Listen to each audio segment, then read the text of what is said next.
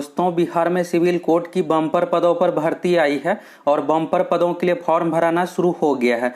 आप देखिएगा दोस्तों, तो इसमें फॉर्म भरने की जो प्रक्रिया है सबसे जटिल है और आपको कैसे फॉर्म फिलअप करना है स्टेप बाय स्टेप पूरी प्रक्रिया बताने वाले हैं, जिससे आप कोई गलती नहीं कीजिएगा। अगर आप एक भी गलती कर दीजिएगा तो फिर फाइनल सिलेक्शन से आप वंचित भी हो सकते हैं। तो चलिए, मोबाइल से कैसे step by step form fill up करना है पूरी प्रक्रिया आप लोगों को बताने वाले हैं और आप आसानी से फॉर्म इस तरह से भर लीजिएगा। खास करके इसमें पेमेंट का प्रोसेस जो है बहुत ही डिफिकल्ट दिया गया है, तो कैसे क्या आपको क्या चूज करना है सभी चीज़ों के बारे में आपको स्टेप बाय स्टेप बताने वाले हैं। अभी दोस्तों सिविल कोर्ट के ऑफिशियल वेबसाइट पर आइएगा तो वहाँ पर एक लिंक दिया हुआ है, पीडीएफ डाउनलोड होगा और उसमें एक लिंक दिया हुआ है। यहाँ पर देखिएगा dcprerecruitment.in और यहाँ पर आप देख सकते हैं डिस्ट्रिक्ट सेशन जज पटना। तो यहाँ पर इस वेबसाइट के माध्यम से फॉर्म फिलअप होगा। नया वेबसाइट बनाया गया है। वेबसाइट पर आने के बाद यहाँ पर पहला रजिस्ट्रेशन एंड लॉगिन सेक्शन है, जिसमें आप रजिस्ट्रेशन कर लिए हैं तो लॉगिन कीजिएगा, न्यू रजिस्ट्रेशन करना है। और अगर आप फॉरगेट रजिस्ट्रेशन नंबर यानी अगर आप भूल गए हैं तो यहाँ पर mobile number date of birth से आप प्राप्त कर सकते हैं।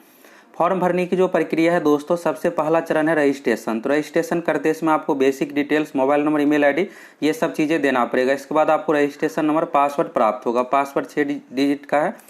इसके बाद फिर से लॉगिन कीजिएगा। तो लॉगिन करने के बाद आपको फॉर्म फिलअप करना और यहाँ पर कहा गया है नाम, date of birth, mobile number, email address में किसी प्रकार का कोई सावधानी से फिलअप करना और इसमें किसी प्रकार का कोई भी बदलाव नहीं होगा अगर आप गलती कर देते हैं तो। यहाँ पर इंपॉर्टेंट लिंक दिया हो, यहाँ पर विज्ञापन है। 4 तरह की भर्ती आई है। फॉर्म कैसे भरना है इसके बारे में बताया गया, पेमेंट कैसे करना है इसके बारे में बताया गया है। और डेट देखिएगा तो 20 अक्टूबर लास्ट डेट है, आज से फॉर्म भराना शुरू हो गया है। अगर आपको किसी प्रकार की समस्या आती है तो यहाँ पर हेल्पलाइन नंबर है, ईमेल आईडी है, इस पर आप कॉल करके पूछ सकते हैं और सूचना प्राप्त कर सकते हैं। तो चलिए, सबसे पहला चरण रजिस्ट्रेशन है। तो यहाँ पर न्यू रजिस्ट्रेशन पर क्लिक करते हैं। क्लिक करने के बाद देखिएगा तो यहाँ पर आपसे डिटेल्स मांगा जाएगा। जैसे यहाँ पर सबसे पहला चीज़ पूछा जा रहा है कि आप किस पोस्ट के लिए फॉर्म भरना चाहते हैं। तो यहाँ पर देखिएगा 4 तरह का पोस्ट है, clerk, stenographer, court reader, deposition writer और प्यून ऑर्डरली। तो यहाँ पर आप मान लीजिए प्यून के लिए ही भरना चाहते हैं या फिर क्लर्क के लिए, तो क्लर्क यहाँ पर आप सेलेक्ट कीजिएगा। और दोस्तों, फॉर्म भरने से भी ज़्यादा जरूरी है कि आपको बेहतर तैयारी करना है। तैयारी कीजिएगा तभी सिलेक्शन हो पाएगा। आप देखिएगा तो इसमें 3300 प्लस सीट है। तो इतना अधिक सीटों पर भर्ती ऑफिस वाला जॉब का कभी भी नहीं दिया जाता है। और अगर आप प्रीवियस ईयर क्वेश्चन संपूर्ण तैयारी करना चाहते हैं तो आप हमारे एप्लीकेशन सक्सेस प्लैनेट से जुड़ जाइए, जिस पर संपूर्ण तैयारी दोस्तों शुरू हो गया है। और यहाँ पर आप देखिएगा तो ये जो कोर्स है ग्रुप डी के लिए भी और क्लर्क पोस्ट के लिए भी है। तो दोनों का प्रारंभिक परीक्षा का सिलेबस सेम ही है। तो आप बेहतरीन तैयारी करके आसानी से सिलेक्शन प्राप्त कर सकते हैं। साथ में आप लोगों को 15 साल का प्रीवियस ईयर क्वेश्चन भी मिल जाएगा। सभी विषय मैथ, हिंदी, इंग्लिश, जीके की संपूर्ण तैयारी करवाएंगे। और अगर आप स्टेनोग्राफर, डिपोजिशन राइटर के लिए भी फॉर्म भर रहे हैं तो इसके लिए भी ये कोर्स उपयोगी है। तो जाइए फटाफट आप सभी एप्लीकेशन से जुड़ करके संपूर्ण तैयारी करना शुरू कर दीजिए। यहाँ पर पोस्ट सिलेक्ट कर ली है क्लर्क। अब यहाँ पर पूछा जा रहा है नेम ऑफ द कैंडिडेट। यहाँ पर देखिएगा तो कहा यह गया है आप अपने नाम में श्री, श्रीमती, मिस्टर, मिसेज ये सब आपको चीज़ें नहीं लगाना है। सिर्फ अपना नाम लिखना है और नाम जो है 10th सर्टिफिकेट या मार्कशीट पर जो भी स्पेलिंग दिया हो वही हूबहू इसमें आप फिलअप कीजिएगा। अगर नाम में कहीं स्पेस है तो स्पेस जिस तरह से वैसा ही हूबहू आपको देना है। ये हो गया। इसके बाद फिर से कन्फर्म नाम कहा गया है। इसके बाद फादर्स नेम में भी श्री, श्रीमती ये सब चीज़ें आपको नहीं लगाना है। मदर्स नेम यहाँ पर फिलअप कीजिएगा। इसके बाद डेट ऑफ बर्थ। तो डेट ऑफ बर्थ में क्या हो रहा है कि यहाँ पर जो फॉर्मेट है दोस्तों, जैसे देखिए यहाँ पर 1 सितंबर 2004 सिलेक्ट किए, तो यहाँ पर देखिएगा 9/1/2004 आ गया। आना चाहिए था 1/9/2004। तो इसको लेकर आप कन्फ्यूजन में मत रहिएगा कि गलत फिलअप हो गया। यहाँ से बस आपको सही फिलअप करना है। जैसे यहाँ पर अगर आपका डेट ऑफ बर्थ अगस्त में ही है तो 1 अगस्त 2004, यहाँ पर देखिएगा 8/1 आ रहा है फॉर्मेट। तो इसको लेकर आपको चिंतित नहीं होना, यहाँ पर फॉर्मेट ही ऐसा दिया गया है। लेकिन आप अगस्त महीना सही से सिलेक्ट कीजिएगा। अगर फरवरी है, फरवरी के जगह पर आप दूसरा महीना नहीं सिलेक्ट कर लीजिएगा। इसके बाद यहाँ पर हो गया जेंडर पूछा जा रहा है, मेल फीमेल यहाँ से चूज कर लीजिए। Nationality Indian. और यहाँ पर पूछा जा रहा है अगर आप विवाहित अविवाहित क्या है, तो यहाँ पर जो भी है यहाँ से सिलेक्ट कीजिएगा। ईमेल आईडी इसमें दीजिए। फिर से कन्फर्म ईमेल आईडी कहा गया है। मोबाइल नंबर कहा गया, फिर से कन्फर्म मोबाइल नंबर, क्योंकि मोबाइल नंबर और ईमेल आईडी ही आपका मेन चीज़ यहाँ पर हुआ। नाम, डेट ऑफ बर्थ। तो ये सब चीज़ें में गलती बिल्कुल भी नहीं करना। इसके बाद पूछा जा रहा are you permanent resident of Bihar, तो यहाँ पर यह सिलेक्ट कीजिएगा। कैटेगरी में यहाँ पर जो भी कैटेगरीज आते हैं कैटेगरी अपना सिलेक्ट कीजिएगा। तो ये चीज़ें हो गया। इसके बाद आइडेंटिटी प्रूफ यहाँ पर मांगा जा रहा है। तो आइडेंटिटी प्रूफ में आप Aadhaar card, voter ID card, PAN card जो भी कैटेगरी साथ यहाँ पर है कार्ड, सिलेक्ट कर लीजिएगा। इसके बाद हो गया यहाँ पर आईडी प्रूफ का नंबर देना है। यहाँ पर पूछा जा रहा है आप अपना पहचान चिन्ह, तो पहचान चिन्ह जो भी है चेहरे पर या फिर कहीं कट का निशान है, तिल का निशान है, ये चीज़ें आपको देना है। इसके बाद यहाँ पर देखिएगा पूछा जा रहा है डिसेबिलिटी, यानी आप दिव्यांग है तो यस सिलेक्ट कीजिएगा और यहाँ पर फिर पूछा जाएगा किस तरह का है, नहीं है तो नो सिलेक्ट कीजिएगा। इसके बाद पूछा जा रहा है एक्स सर्विसमैन, अगर आप हैं तो यस सिलेक्ट कीजिएगा, नहीं है तो नो ही। एक्स सर्विसमैन यानी भूतपूर्व सैनिक। फ्रीडम फाइटर के बारे में यहाँ पर पूछा जा रहा है, तो अगर आप फ्रीडम फाइटर है तो यस सिलेक्ट कीजिएगा, नहीं तो नो सिलेक्ट कीजिएगा। इसके बाद यहाँ पर पूछा जा रहा है क्या बिहार सरकार के अंतर्गत जॉब में है, अगर है तो यस सिलेक्ट कीजिए, नहीं तो नो। इसके बाद यहाँ पर पूछा जा रहा है क्या आपके खिलाफ कोई भी क्रिमिनल केसेज ये सब हुआ है, तो अगर हुआ है तो यहाँ पर यस सिलेक्ट कीजिएगा, फिर यहाँ पर एफआईआर का नंबर ये सब चीज़ें देना पड़ेगा, तो यहाँ पर आप सावधानी से नो फिलअप कीजिएगा, फिर नहीं तो बाद में आपको दिक्कत होगा।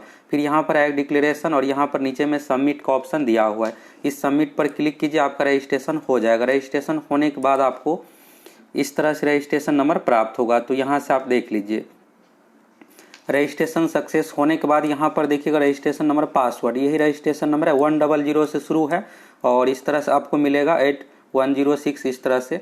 पासवर्ड में यहाँ पर देखिएगा तो यहाँ पर 23 है, ये 6 डिजिट का पासवर्ड है, तो 6 डिजिट का 1 2 3 4 5 6 इस तरह से पासवर्ड मिलेगा। अब यहाँ पर पोस्ट का नाम देख सकते हैं, अपना नाम, सब कुछ यहाँ पर चेक कर लीजिए, जो भी आप डिटेल्स दिए हैं, डेट ऑफ बर्थ दिए हैं, सभी चीज़ें यहाँ पर आ जाएगा।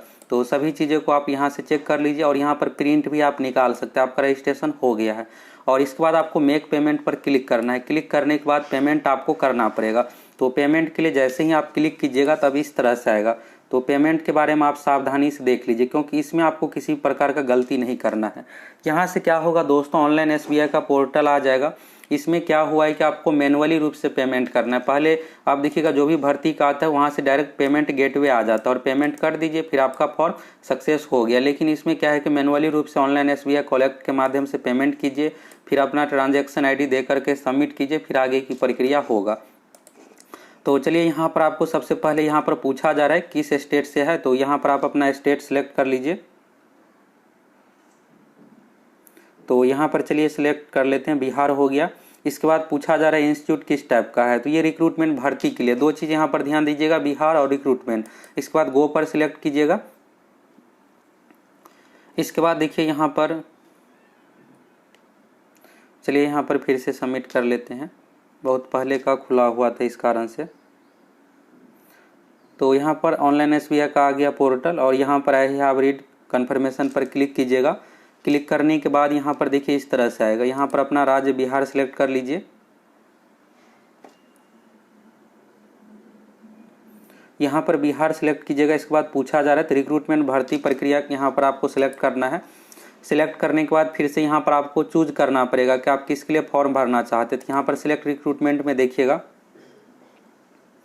तो यहाँ पर एक ही अभी है, सिर्फ भर्ती प्रक्रिया से रिलेटेड। यहाँ पर देखिए कन्वेनर सेंट्रलाइज्ड, बाद में हो सकता है कि और किसी भर्ती के लिए फॉर्म आए तो यहाँ पर रहे, अभी सिर्फ एक ही ऑप्शन है। तो यहाँ पर सबमिट कीजिए और सबमिट करने के बाद यहाँ पर आपको सावधानी पूर्वक देख लेना। यहाँ पर देखिएगा पटना डिस्ट्रिक्ट कोर्ट आ गया है, ये लोगो रहेगा और यहाँ पर रहेगा सिविल कोर्ट पटना बिहार, यहाँ पर है। तो आप जो आप पेमेंट कर रहे हैं तो ये सिविल कोर्ट पटना को प्राप्त होगा, ये कन्फर्म जरूर चेक कर लीजिएगा आप पेमेंट करने से पहले। यहाँ पर कैटेगरी के बारे में पूछा जा रहा है तो एग्जामिनेशन फी यहाँ पर सिलेक्ट है पहले से।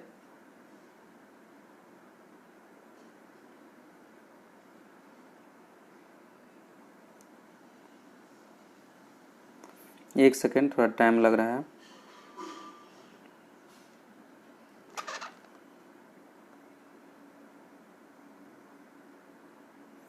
यहाँ पर एग्जामिनेशन फी आप सिलेक्ट कर लीजिएगा।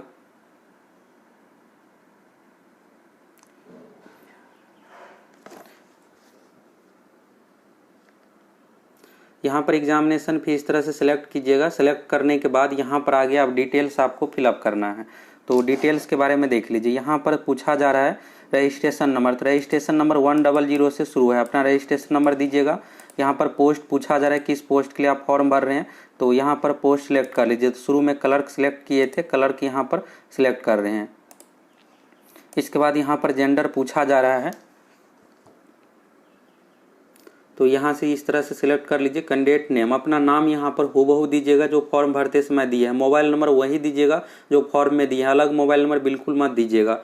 इसके बाद यहाँ पर अब आपको ध्यान देने वाली बात है, अभी क्या हुआ है कि फॉर्म भरते समय आप क्लर्क सिलेक्ट किए हैं तो क्लर्क यहाँ पर 800 रुपये सिलेक्ट कीजिएगा। बाकी जितना है सभी में स्टार लगा हो, यानी जरूरी रूप से आपको भरना पड़ेगा, तो बाकी सभी में 0 कर दीजिए, भरना आपको सभी को पड़ेगा। तो यहाँ पर 800 अगर करेंगे तो फिर 1600 रुपये का पेमेंट देना पड़ेगा।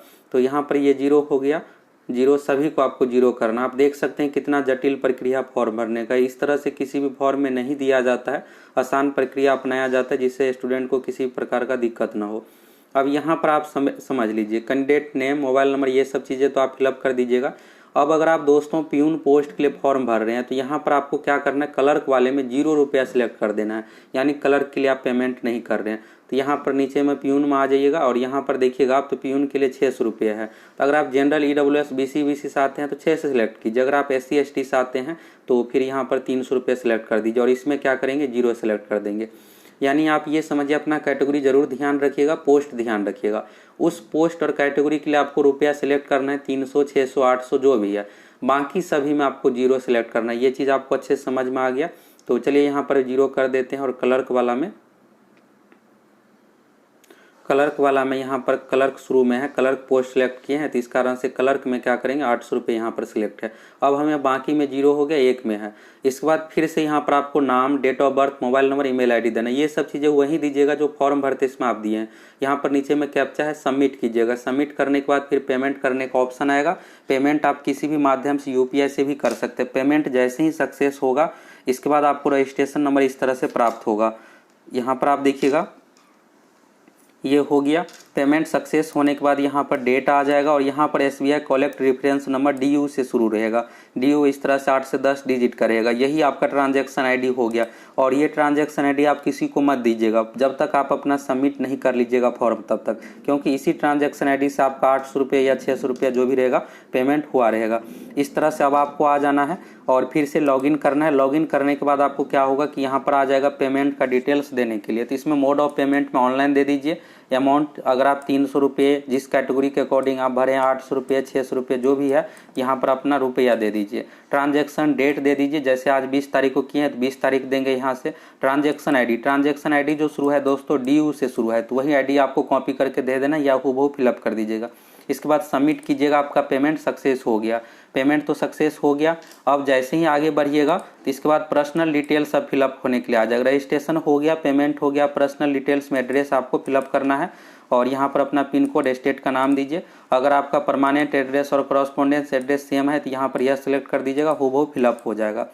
अब इसके बाद आगे बढ़ने के बाद अब क्वालिफिकेशन डिटेल्स है, ये चीज़ें आपको अच्छे से समझना है। यहाँ पर एजुकेशनल डिटेल्स में देखिएगा तो 10th का मांगा जा रहा है। नेम ऑफ स्कूल, स्कूल का नाम दीजिएगा। मार्कशीट पर देख लीजिएगा, वही स्पेलिंग फिलअप कीजिएगा। अगर आप बिहार से हैं तो Bihar school examination board Patna दीजिएगा। इसके बाद पासिंग ईयर में तो अगर आप 2010-15 जब भी पास हुए हैं पासिंग ईयर दीजिएगा।